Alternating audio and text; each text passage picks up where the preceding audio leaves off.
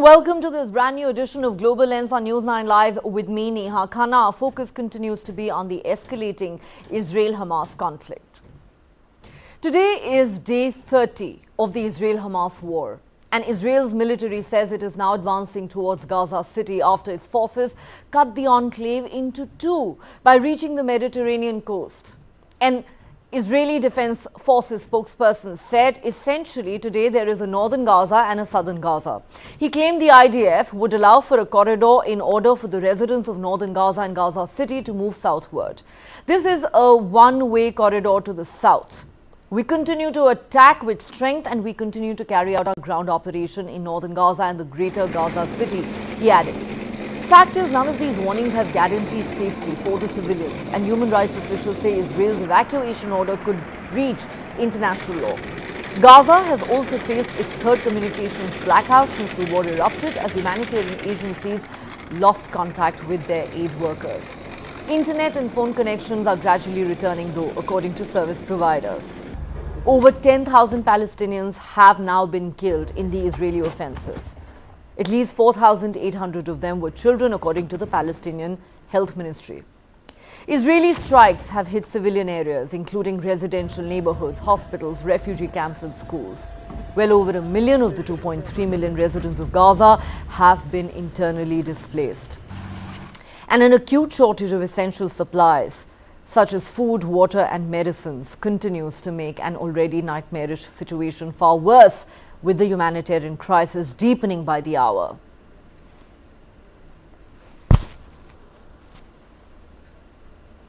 All major UN agencies have said enough is enough in a rare joint statement as they repeat calls for a humanitarian ceasefire. But Israeli Prime Minister Benjamin Netanyahu has said there is no question of a ceasefire till the return of all the hostages being held by Hamas. And he added that the word ceasefire should be removed from their lexicon by both Israel's enemies and friends. Huge explosions have been heard across northern Gaza as intense bombing continues. Israel says it hit 450 targets on Sunday. The director of Al-Shifa Hospital in Gaza City has said people were carrying dead bodies by donkeys and in their own cars because communication was cut off and they couldn't reach ambulance services. Israel began bombing Gaza after Hamas killed more than 1,400 people in Israel on the 7th of October and kidnapped at least 240 others. 31 Israeli soldiers have been killed in the Gaza ground offensive. Meanwhile, America's top diplomat Antony Blinken has met his counterpart in Turkey as he rounded off his tour of the region to push for pauses in fighting. In another significant development, the US military has made a rare announcement saying a guided missile submarine has arrived in the Middle East, a message of deterrence clearly directed at regional adversaries such as Iran, as the Biden administration tries to avoid a broader conflict amid the Israel-Hamas war. The US Central Command said on the social media that an Ohio-class submarine was entering its area of responsibility. A picture posted with the announcement appeared to show the sub in the Suez Canal north of Cairo.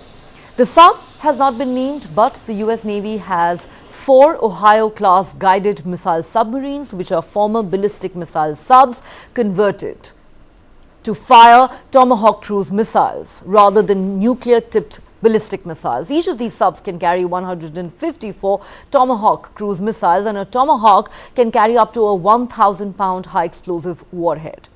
The US military rarely announces the movements or operations of its fleet of ballistic and guided missile subs.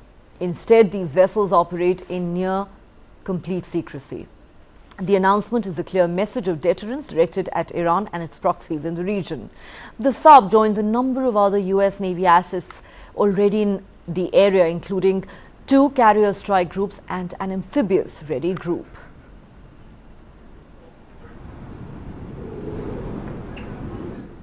Today marks 30 days of holding of a 9-month-old baby hostage, Kfir Bivas. My young boy just turned a year a couple of days ago. We're going to defeat Hamas. We're going to free our hostages, 240. Some of them are from all over around the world. We're going to free our hostages. It's a top priority. And we are dealing with a murderous organization that did a massacre on the 7th of October. We will not forget the massacre. I hope the world will not forget the massacre of the 7th of October.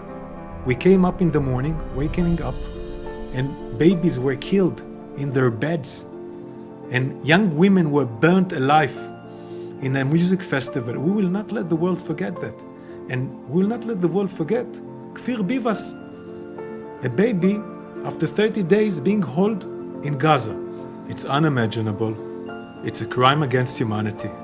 It's a war we did not start and did not seek. And now we're fighting. We're fighting to defeat Hamas, to free our hostages, and to free Gaza from Hamas. The deep concern here for the terrible toll that Gaza is taking on Palestinians, on men, women, and children in Gaza, innocent civilians, a concern that we share and that we're working on every single day.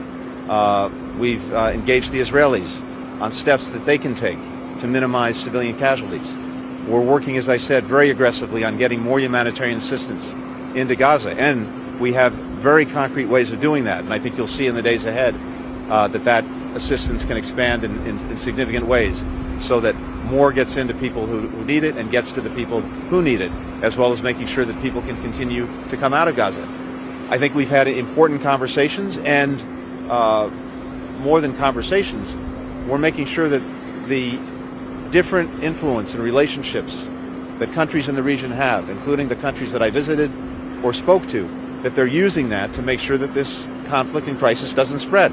And that's critical, and I think countries are very much engaged in trying to make sure that doesn't happen. Today I can announce that we are further increasing the humanitarian aid to Gaza by another 25 million euros. By doing so, the European Union would spend a total of 100 million euro in humanitarian aid for the civilians in Gaza. We believe that the bombing should be stopped as soon as possible, a ceasefire should be established as soon as possible, and aid and assistance should be provided to the oppressed and proud people of Gaza as soon as possible. These horrible crimes and crimes against humanity are genocide, which is being carried out by the Zionist regime with the support of the Americans and some European countries. All right, so just where is the Israel-Hamas war headed? This is, of course, as we said, day 30th of the war. To understand this better, we are joined by a panel of experts. We have with us, live from Israel, Lev Aaron, an Israeli columnist and journalist and former coordinator for the India-Israel Parliamentary Friendship League. We also have with us Colonel Myri Eisen, director of the International Institute for Counterterrorism at Reichman University in Israel. And completing the panel tonight is Lieutenant General Rameshwar Roy, defense and geopolitical expert here in India. Thank you so much to all three of you for joining us. Colonel Myri Eisen, if I could begin with you. Firstly, welcome back to Global Lens. Now, it's been almost a month since this war began. Israel now says we have cut the Gaza Strip into two.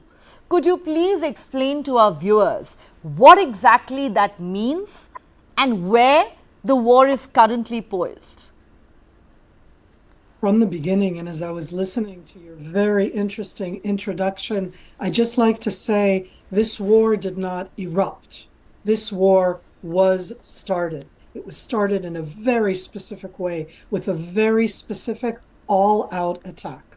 What Israel has been doing inside the Gaza Strip from the beginning, and more so with the ground operation, is to get to the Hamas terrorists. They base themselves in their pre-plan, in what they prepared, not in the last few weeks, not in the last few months, but for years. They've planned a defense system which is built both above ground, where there are, as you've said, 2.3 million civilians, and their underground subterranean arena.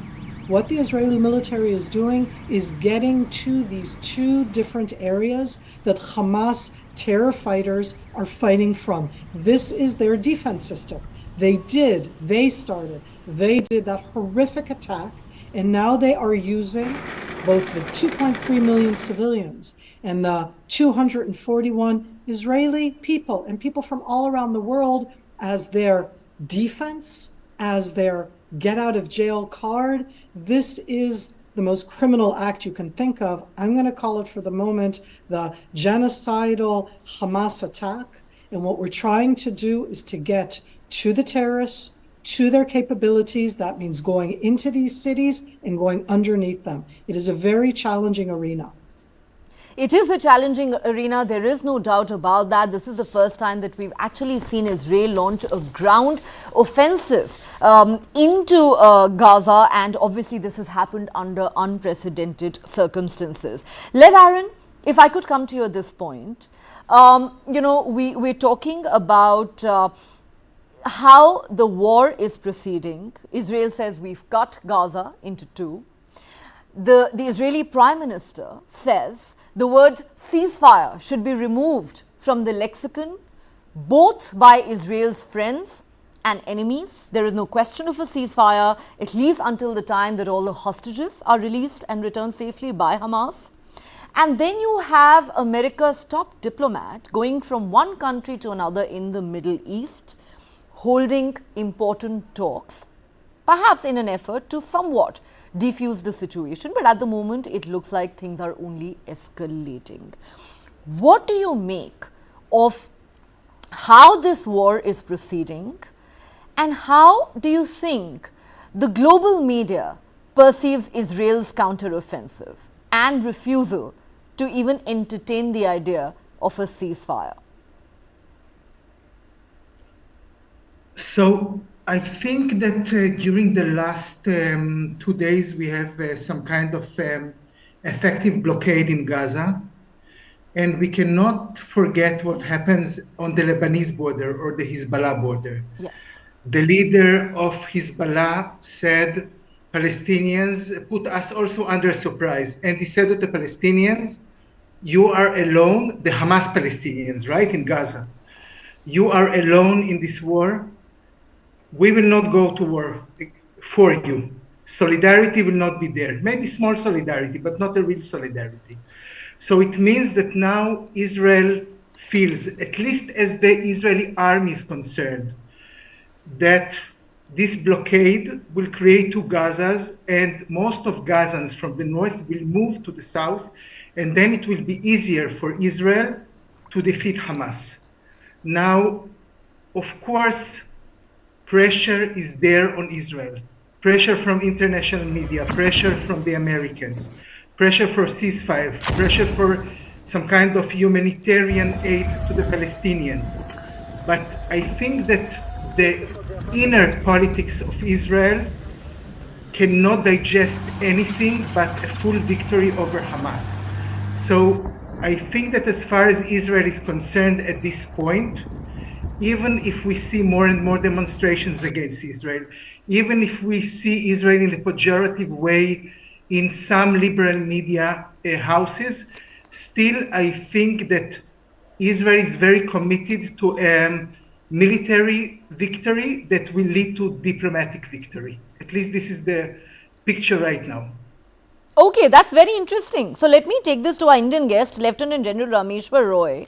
Sir, you heard our Israeli guests. Lev Aaron has an interesting take. He says, yes, there is growing pressure on Israel to call a ceasefire. There is pressure from UN and all its agencies. There's pressure from Middle Eastern countries. There's pressure from America.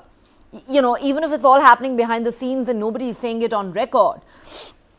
However, he says domestic politics in Israel is such that nothing short of a quote-unquote complete victory over Hamas will end this war. But the question, sir, is what would constitute a complete victory for Israel? Can there be one in a war such as this?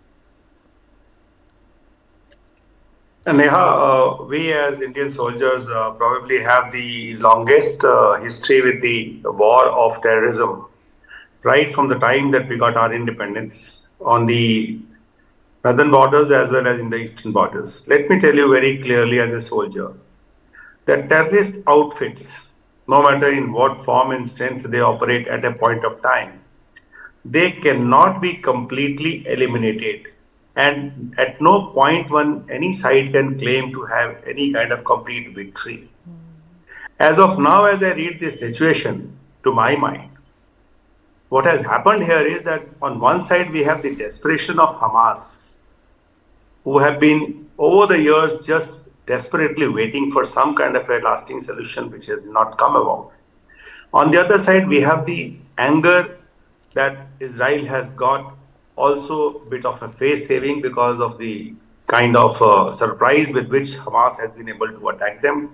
So here is a national pride that is to be regained, or that is to be restored, much like the same way as the US psyche was hit when the trade towers were hit and they went headlong into bombing the Afghanistan into Stone Age.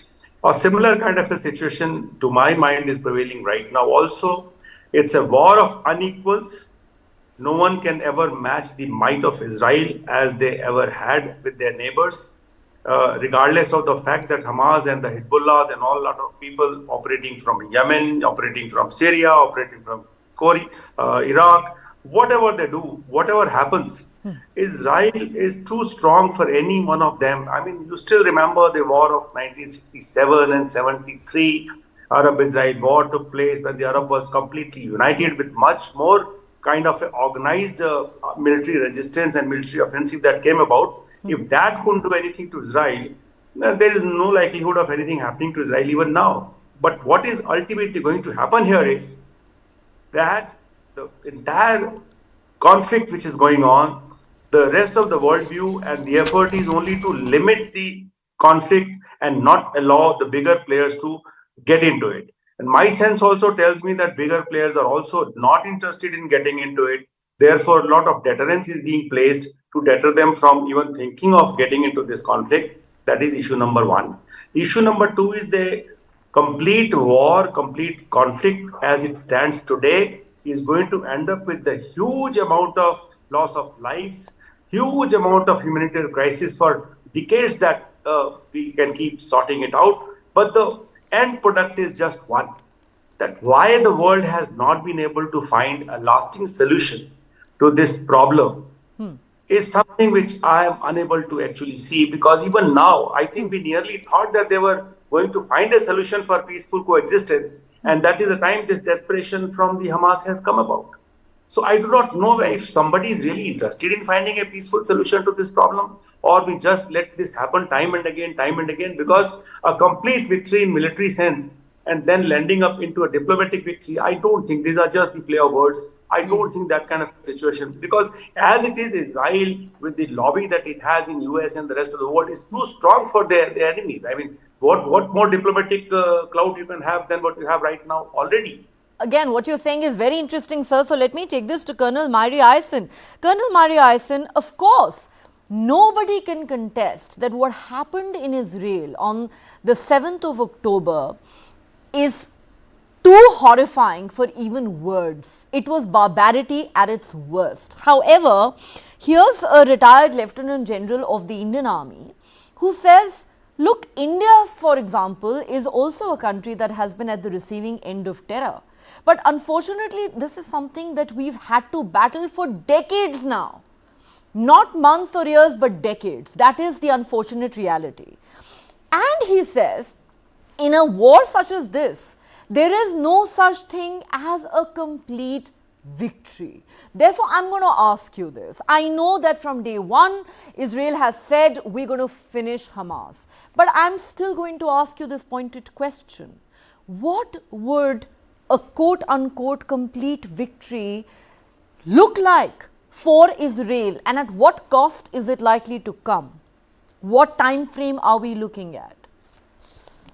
So first of all, I greatly appreciate listening to both the Lieutenant General and the other Israeli. And I want to say the following when it comes to the terms of complete victory.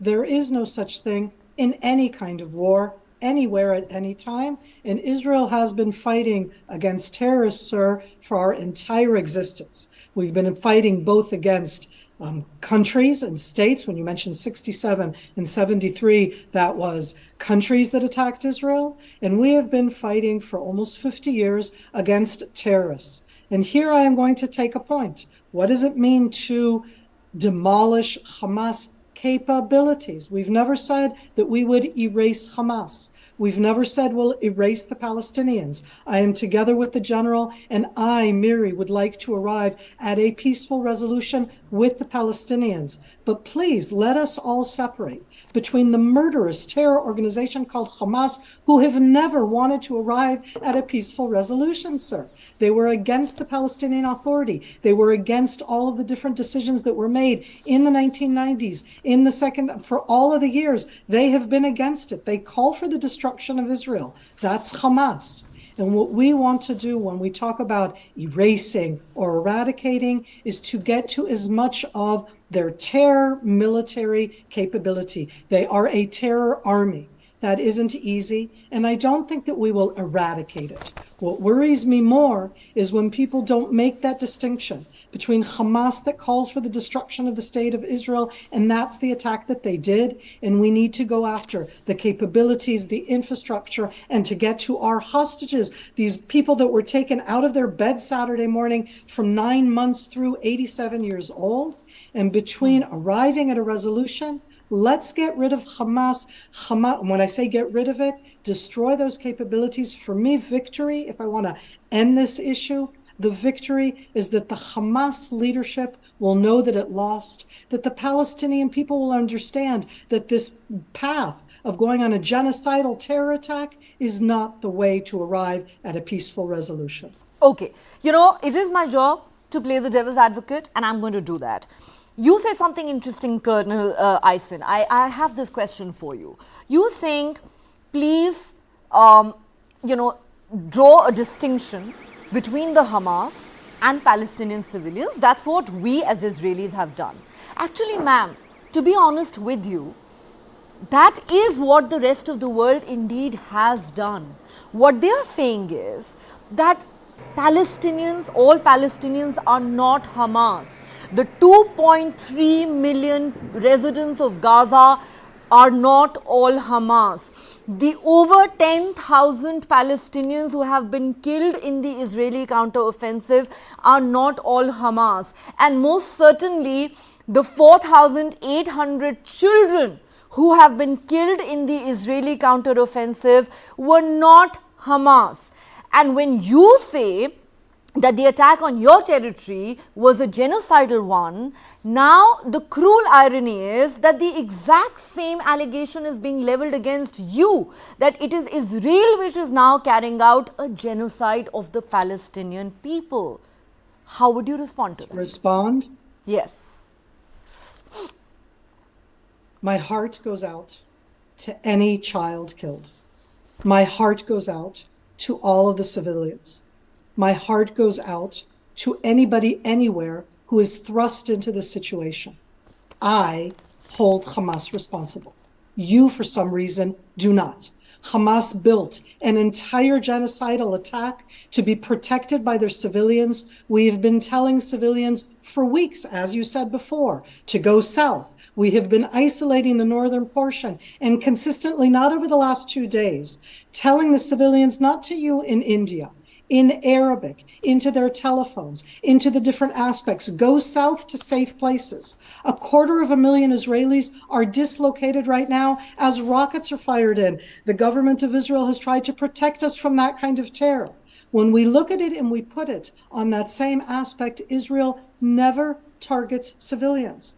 The Hamas, the ones who were built into that population, and that's why it is so challenging, have built themselves inside there, are in that area. And I have to say, if you and me, the two of us, two women here, allow Hamas to do a genocidal attack and to use their civilians as their own human shields, and for them to succeed, I really fear what that can do in other places in the world. This is an example that you do not want to have succeed. This is not something that you want to have succeed in any way. And my heart goes out for every child killed at any time. We have to live with them. We cry over them.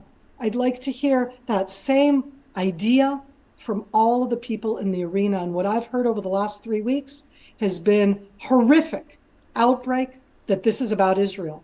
And that's taking it out of the context of what we're talking about here. And I really do hope that we can bridge that gap there, because for me, that's at the heart of the challenge. Separate Hamas from the Palestinians, free the Palestinians from this deadly Hamas. And that's not just better for Israel and for the Palestinians, that is better for the entire world. Now, this is where the problem lies, a battle of the narratives. And I want to just place on record, ma'am, that I am no apologist for a terror organization like Hamas. I would be the first person, in fact, I have on every show that I've done in the last 1 month, strongly condemned their barbarism. And I believe that what they've done is absolutely inhumane, and justice must be done to those monsters, to those beasts who did what they did to those 1,400 innocent Israelis. How would you do it? But at the same time, and let me go back to Lev Aaron at this point. Lev Aaron, here is where the problem lies. The moment you say that innocent Palestinian civilians are being killed in Israeli airstrikes and ground offenses, you are labeled as a Hamas apologist. How is being sympathetic to the women and children of Hamas, I beg your pardon, of Gaza, who have been killed in the last 1 month, how is being sympathetic to them the same as being an apologist or a supporter for Hamas? Why can't I strongly condemn Hamas and their terrorism, and at the same time, why can't my heart bleed for those women and children of Gaza who are losing their lives every day? How are the two mutually exclusive? Isn't this where the problem lies? The moment you say something like this for the Palestinians, Israelis label you pro-Hamas. So, first of all, I'm honored to be here. And the second thing, I heard what you said before about your feelings when we were butchered 1 month ago. And I believe you with all my heart. I believe you that even if you ask hard questions about how we Israelis treat Gaza, it does not mean that you have any sympathy for what was 1 month ago. So let's start with this. The second thing is that sometimes we have to look for the long run. We have no other choice. And I think that as far as we as Israelis are concerned, in the long run, more Palestinians who hate Hamas will be killed if right now we do not wage a real war against Hamas. We have no other choice but a full victory over Hamas. We know that in this war, not only Hamas people are getting killed, but since it is their shield, since they are doing every effort to make us kill their own civilians, and sometimes they themselves kill their own civilians who try to go from North Gaza to South Gaza, I feel that most of us, we feel that we have no choice but full victory, because we feel that as far as death toll is concerned, what is done right now is less a tragedy than what could have happened if we were silent and let Hamas keep controlling Gaza. So it is like a very complicated reply. If you don't get it, I can understand you, but I think that most of the countries who face terrorism, they kill innocent people from time to time, and their heart is bleeding when they kill innocent people. But still, they need to do the war to keep themselves. And what is a full victory for Israel? Right now, Hamas sees all Israel as part of Palestine, of imaginary Palestine. So they have some kind of moral, let's say, they're obligated to kill all of us because we live in what they see as Palestine.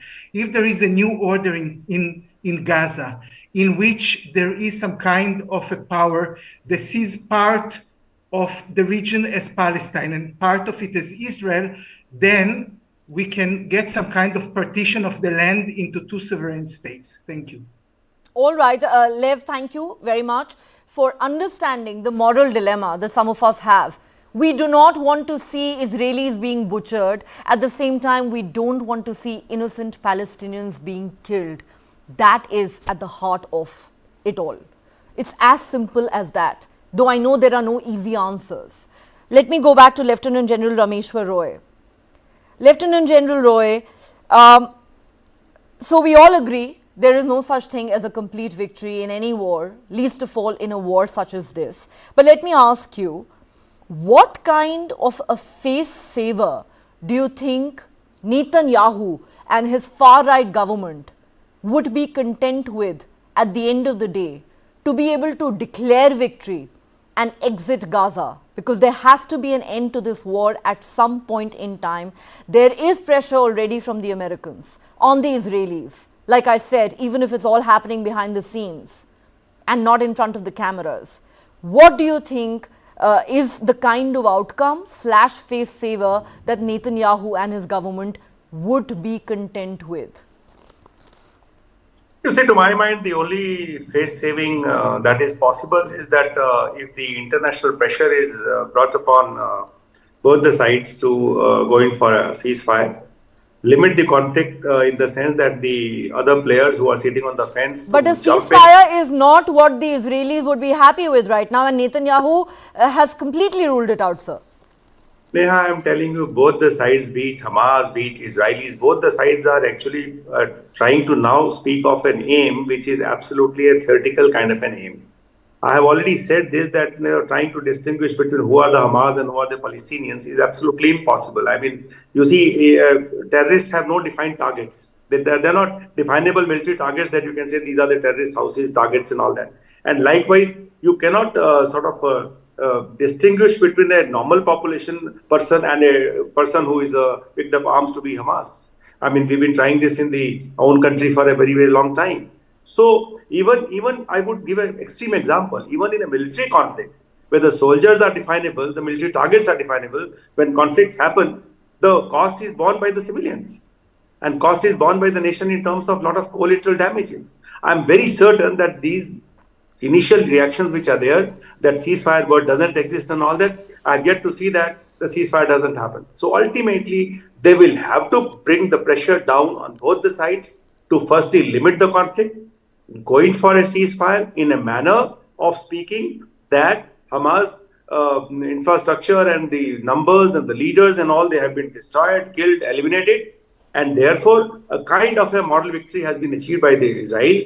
And then they will sit down. I'm very certain that if no solution has been found in last about 77 years, no solution could be found in next 70 years either. They have to actually, both the sides have to walk the talk when they say that they want to find a peaceful solution. And peaceful solution would mean that present conflict, firstly, it is limited, then it is stopped in terms of, putting out a narrative to say that, okay, Israel has got the moral victory or they have achieved all the aims that they had set out for themselves. As far as Hamas is concerned, it's very unrealistic aim for them also to say that they can destroy Israel or they can eliminate Israel from the face of the map. Absolutely impossible. So these are very, very, I would say, theoretical kind of unrealistic targets that both the sides are trying to have. I'm very certain that as just about a month now gone, as the conflict proceeds further, some solution would be found in terms of stopping this conflict and then sitting across the table, because no matter how much you fight, no matter how much whatever happens, closest example is the Second World War itself from 39 to 45. Ultimately, people have to sit across the table to find the solution to whatever was the reason for the conflict. That's the only way wars can end. Absolutely. There is no other way. There is no other way. No matter how much everybody tries to sort of put up a brave face before the, ultimately they have to go in for it. Let's accept it. Well, I think that is a very realistic assessment, sir. So let me take this to Colonel Myri Aisin. Colonel Aisin, your thoughts on what the Lieutenant General from the Indian Army is saying. He says that both sides seem to have unrealistic targets. I wonder what your thoughts on that are. Two, I have another question for you. What do you make of the fact that the US military has made a very rare announcement that a guided missile submarine is now deployed in the Middle East? Is it a message of deterrence aimed at Iran? And do you believe that this will be enough to prevent a further widening of this conflict, or is it still likely to become a multi-front war for Israel given the challenge from at least Syria and Lebanon? So two very interesting and rather different questions. I'll start with the one and go to the second. I found what the Lieutenant General was saying very interesting. I do think that at the end, it's very hard when you're inside and you're emotional, and the events that happened here were unprecedented, to be able to look at them in the way that he was presenting. I do think that at the end, both sides, but here I want to define what both sides are. And in this case, I think that what Israel is trying to say is that we are acting in a way that we have not in the past against some of that terror infrastructure, most of it in a way that we never have before. And the casualties which go into my heart are a horrible, horrible way that I don't know how to get around right now. But he's absolutely right. At the end, at some stage, there will be a ceasefire. At the end, at some stage, we will need to sit down, but we're going to be sitting down with Palestinians who are not the Hamas. And that I can say right now. So that's a way to look at it. As we said, 2.3 million people there. Let's see what the alternatives are. And I don't think that makes it any easier. When it comes to the United States military deployment in the Middle East, and this connects also to your opening, that extensive opening about Secretary of State Blinken's hopping through the Middle East and going to so many different countries. Everybody, and I would say even including India, are very, very worried and wary that this Israel-Hamas conflict, the war that Hamas started, should become something broader. And in its own way, I can say it's not that Israel wants it to be broader, but I want to tell you that while we've been talking, Hezbollah up north, our northern border, has not been quiet from October 7th. Rockets, missiles, anti-tank missiles have constantly been fired from Lebanon into Israel, both by Hezbollah and by other Palestinian terrorist groups that are in Lebanon. So I'm just saying everybody in the world wants to contain it. Part of the containment is, by the words that you were using before, the deterrence. And I think that a nuclear submarine is all about that it has the Tomahawk missiles. It's making a statement. This is something where it's saying, Iran, watch out with the use you're doing of your proxies. And your proxies can be the Houthis in Yemen, who, I hate to say this on Indian TV, but the missiles that they fired at Israel in the last 2 weeks can reach India too. Just watch out. That's the Houthis in Yemen.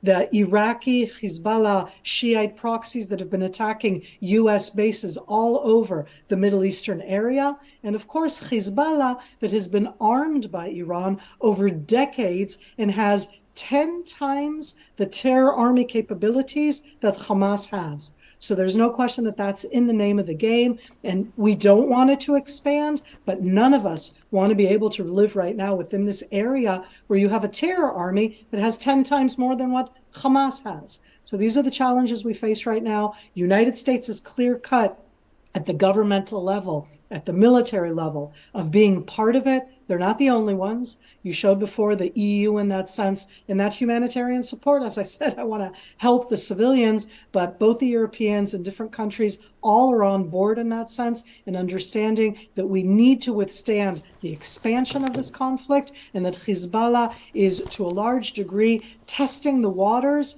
And if they join in, that's already a whole different degree of war. All right. So in addition to the Hamas that Israelis are fighting right now, there are challenges on the Syrian front, on the Yemen front, on the Lebanon front, and then of course there is Iran, because most Israelis seem to believe that Iran was perhaps in many ways the architect of those terror attacks that took place on the 7th of October. Let me go back to Lev at this point. Lev, you mentioned earlier that there is pressure from different quarters of the world on Israel to call a ceasefire, and that includes a strong ally like the United States. Let's talk about Antony Blinken. As was mentioned earlier, he's been country hopping in the Middle East. He was in Ankara earlier, where he met his counterpart, but correct me if I'm wrong, he couldn't meet the Turkish President Erdogan. He's met with a series of leaders in West Asia, and I wonder, you smiled, I wonder if you have thoughts on that. And he's met a whole lot of leaders in West Asia. I want to know, according to you as a journalist, what has Antony Blinken managed to achieve from his recent visits and meetings with multiple leaders in the Middle East? Okay, so The people that Blinken met and didn't meet in Turkey, it is part of the Dead Sea Turkey politics. Some, let's say, not everybody in Turkey finds it now suitable to meet Blinken, and they will find other channels also. So I think on one hand, there is a pressure on Israel. On the other hand, we have some kind of a double talk, because you can imagine that the things that the Saudis, the Jordanians, the Egyptians, and the Palestinian Authority, the things that they say openly is not the things that they tell us Israelis in secret way. Okay, I think that many people who will go to a talk show and they're like liberal Palestinians and they will say how harsh Israel about Gaza, they themselves are very much afraid of a Hamas victory. They are very much understand they cannot live under Hamas authority in Gaza or in the West Bank. So we have a lot of hypocrisy in geopolitical arena. This is something that all of us understand. And we understand that the things that Blinken tells us openly, he tells us other things, let's say, secretly or in other channels. So on one hand, Blinken wants more humanitarian aid to Gaza to pacify the Arab world and the Muslim world. On the other hand, I feel that even this Biden administration, that many of us Israelis, we were very afraid about the Biden administration. And I think that until now, it is like crystal clear that most of the Biden administration and most of the American establishment, they want our victory over Hamas as much as we want it. So I don't feel that there is, of course, a pressure on Israel, but it is not the pressure that we could have imagined that would be after 1 month of war against Hamas with over 10,000 victims in Gaza. I think it is much less, and we have to understand it. Right. I'll give the final word to Lieutenant General Rameshwar Roy. So what do you make of the growing pressure on Israel? It's not just aid agencies, humanitarian agencies, the United Nations and every country in the Middle East, which is, sort of screaming for a ceasefire, saying the humanitarian crisis is worsening by the hour.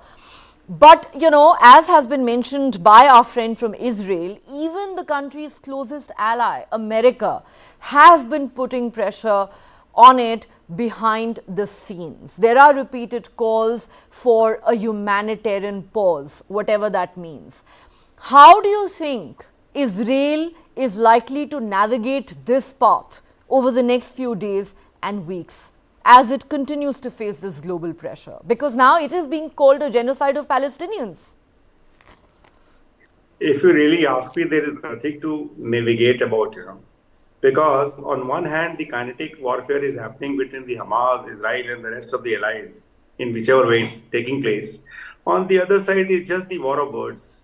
Let's accept it. Let's accept it. There's a complete failure of any kind of a international understanding to resolve the conflicts as they had set out to when the Second World War ended. Why I'm taking the Second World War as a reference, that there is already a big conflict that is taking place between Russia and Ukraine, and the world has just been watching and playing with words and politics. Right now, the same thing is happening. I am very clear that everybody is trying to play up their own interests, and as the interest slowly, the interest would get achieved, we will think that the conflict has got limited or conflict has got stopped due to all these pressures which are being created. But the reality would be that the conflict has come to a dead end.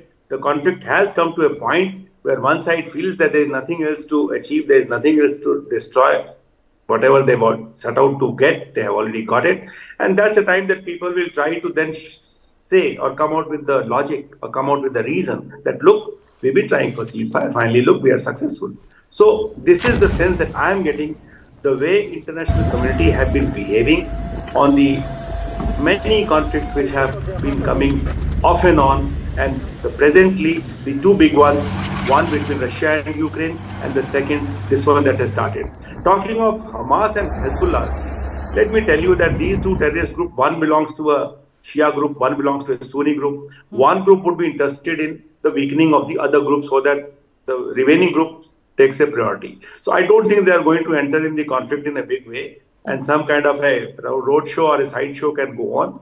Nothing beyond that. So my sense is the same what I started my beginning of the discussion, that ultimately everybody is trying to play and try to look for their own individual national interest, trying to please one lobby or the other with war of words, whereas on the ground the action which is continuing, they're wanting that also to carry on, so that all these so-called terror groups get weakened and all. We have seen enough of the US intervention in Iraq, we have seen their intervention in Afghanistan, we have seen their intervention elsewhere, and whatever has been the outcome, I don't think the outcome were too encouraging. You're right, sir. And let's not forget, President Biden told Netanyahu on his visit to Tel Aviv, we made a lot of mistakes after 9/11 and we hope you will not repeat those mistakes. Exactly. So that's exactly the point that I am trying to make, that ultimately many of these conflicts will take their natural course. People will keep playing with war of words till both the sides run out of their steam and finally sit down. I don't think they'll sit down across the table to have a talk as such, but a kind of you can say that uncomfortable peace will prevail ultimately. That's my final word. And I have to agree with you. When you talk about the Russia-Ukraine war, which has now been on for more than a year and a half, or now the Israel-Hamas war, and the number of people who have died, I think it is a major failure, really, of the international community. That has to be said. The world has just acted like a mute spectator. And really that does go for agencies like the United Nations as well. On that note, Lev Aaron, Colonel Maria Ison and Lieutenant General Rameshwar Roy, thank you so much for joining us on Global Lens tonight and sharing your perspectives with us on this ongoing conflict. Thank you. Well, 1,400 threads of grace and inspiration. A unique fashion show was held in the Israeli capital, Tel Aviv, today to mark the 30th day of the horrific October 7 massacre by Hamas that left 1,400 Israelis dead. The 120 Women Leadership Forum, in collaboration with the International Day of Inspiration, came together for a memorial performance and prayer on the 30th day of the Black Sabbath. The participants, family members and volunteers wove together what they called 1,400 threads of grace and inspiration at the Habima Square in Tel Aviv. One thread for each Israeli life lost. Many Israeli fashion designers participated in this unique show held in memory of all those killed on the 7th of October. The organizers said together they remembered these people and wove light and hope. The forum behind the event is helping the families who lost loved ones in those terror attacks and raising resources for them.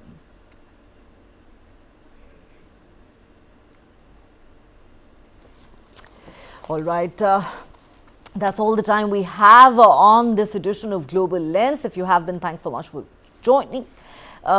Do watch us again at the same time tomorrow. Thank you so much for your time.